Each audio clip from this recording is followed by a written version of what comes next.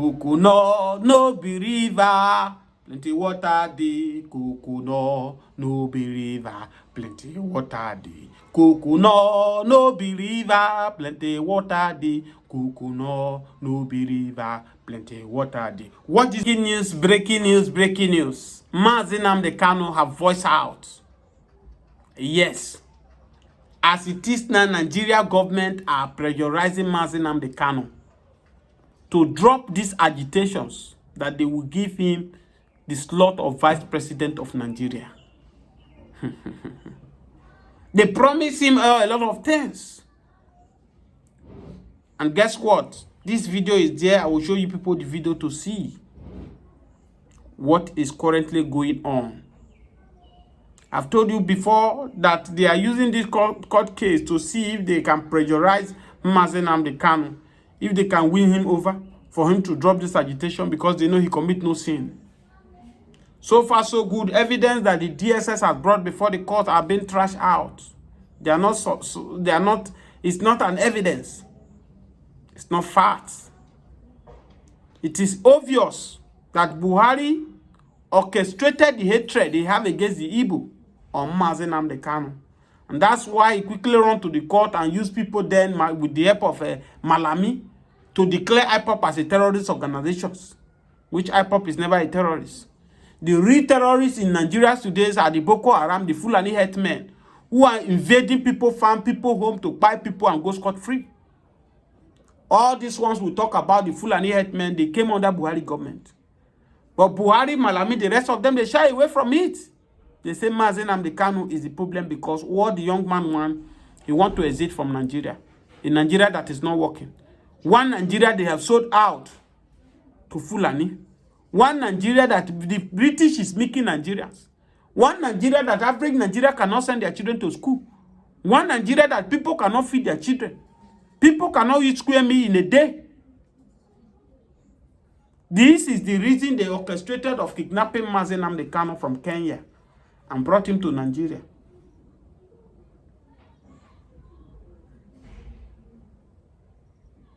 You now see the reason why they don't want Mazi Nnamdi Kanu to go.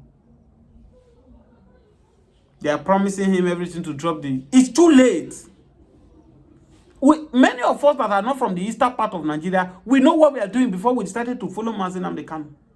Do you know the number of threats we receive on this platform just because we decided to talk about Mazi Nnamdi Kanu, to kick against this one Nigeria that Yakubu Gowon brought to before the country? We receive threat, but we don't mind. Because the man we follow, the man we follow have paid a sacrifice that makes us to believe that, no, this man is real.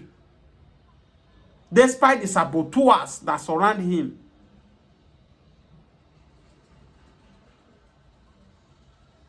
Yes. Despite the saboteurs that surround him. The saboteurs are not far, they are still Igbos that betray him, that make Buhari government to succeed to kidnap him in Kenya. The road that so many of them who are closer to them, people who are cooking for him every day, they betrayed him. People he trusted so much, they betrayed him. He's coming out and he will expose them. Most of them are already on the public domain. Many of them have died in this process. Because they thought that they can betray Mazi Nnamdi Kanu. They thought this is the Mazi Nnamdi Kanu is like them, is fighting for this struggle because of money. No, he was just chosen by God, the gods of the land. Many of them have lost their life. You can see Ijele. Is it Ijele? Abi Ijele, they call him. That Buhari used to make sure he brought Mazi Nnamdi Kanu back. He was even boasting that he will buy Mazi Nnamdi Kanu. Ijele. Today, Ijele now, thank God for the rest of people like Showore who help him. He will have died in that custody of Kuje prison. The APC he fought for, that they used him against Mazi Nnamdi Kanu. Where was the APC to rescue him? Please watch this video and see where Mazi Nnamdi Kanu is saying it by his mouth. Hear from the mouth of the horse's mouth, where he said they are pressurizing him for him to accept the VP to forget about Biafra struggle. And they have forgotten that this man has lost his father, has lost his mother in this course of this struggle. It is too late. It is too late. Kukuno, no be river. Plenty water dey. Kukuno, no be river. Plenty water dey. Kukuno, no be river. Plenty water dey. Kukuno, no be river. Plenty water dey. Watch this video, share this video. I'm coming back to analyze it. In Kuje, I said no. I was in detention. They came to me, offered me everything, and I said no. They gave me vice president of Nigeria, and I said no. Are you insane? Is it poor rich people I'm going to be asking for money? So because anything we want to do, we do it somehow. IPOB is full of cash. Who to come and buy me in Kuje? I said no. I was in detention. They came to me, offered me everything, and I said no. Have you seen it? You've heard from Nnamdi Kanu. These are part of these promises they promise him. Oh, once you drop these agitations, we'll make you a vice president. We'll give you your way. We'll give you everything. This is a man that was living a better life in UK. He abandoned all the struggles and came back for this. The pain of the people in his heart. Nnamdi Kanu is like Moses. Moses of our generations. The pain of his people is his pain. Not like the Fulefu governors in the southeast today that are being planted by this sinful men to sabotage the Biafra, to sabotage Igbos. And that's why you can see the state like Imo State now is being sold completely to Fulani. Fulani are using their cattle now to be working in the secretariats of Imo State. No harm. All the Fulani is telling you, we hold the land. The land has been sold to us. We paid. And that's why Fulani will tell you that most of you are ranting on social media. Do you think that we don't pay your haters before we enter their booth? They are right. They have paid money to certain people have collected and sold their people to them. That is exactly what is happening in Uromi. When you go to Uromi in Edo State now, you hardly know whether it is Edo that is the owner of Uromi or the Fulani. Because the Fulanis are everywhere in Uromi. Reportedly, as we are hearing that the Oba of Uromi, the king of Uromi now, he had a lot of cattle that these people are rearing for him.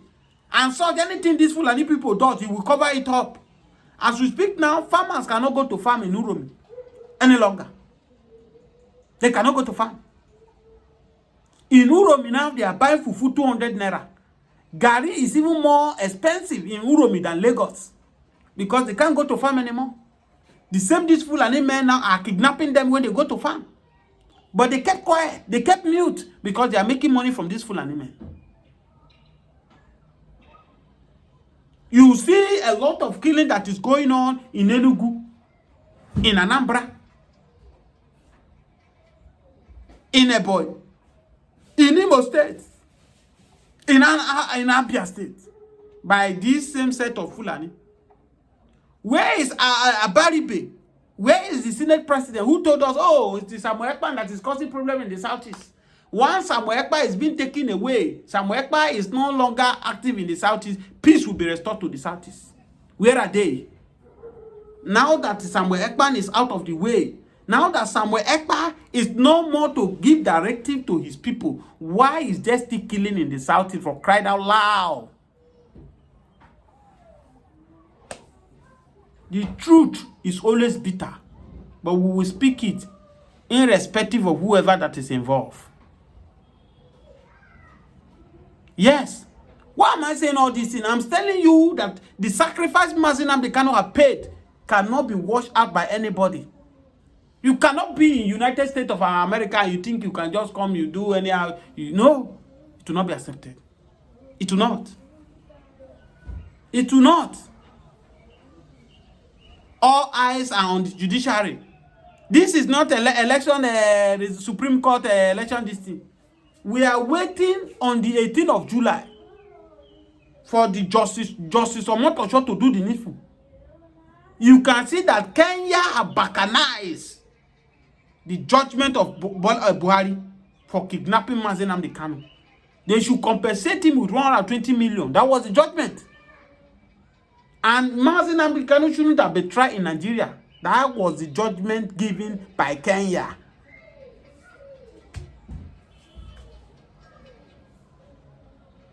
We are struggling, waiting to see that very day. Please share this video, on your notifications, comment, and share it to your contacts. When I tell una say all this cho for Southeast, Samuel Ekpa is the problem of Southeast. Samuel Ekpa is causing violence. Let's agree with them that Samuel Ekpa is the one causing violence, instigating violence. Who makes Samuel Ekpa popular? These are the same Ifulefu leaders in the Southeast who refuse to do the needful, who refuse to call Buhari to order when Buhari was maltreating Nnamdi Kanu by declaring IPOB as a terrorist, by locking that young man, even when the court of the land have declared that Nnamdi Kanu should be free. That was what instigates it at home. But the governors, the Southeast leader, refused to do the needful. They even refused to speak.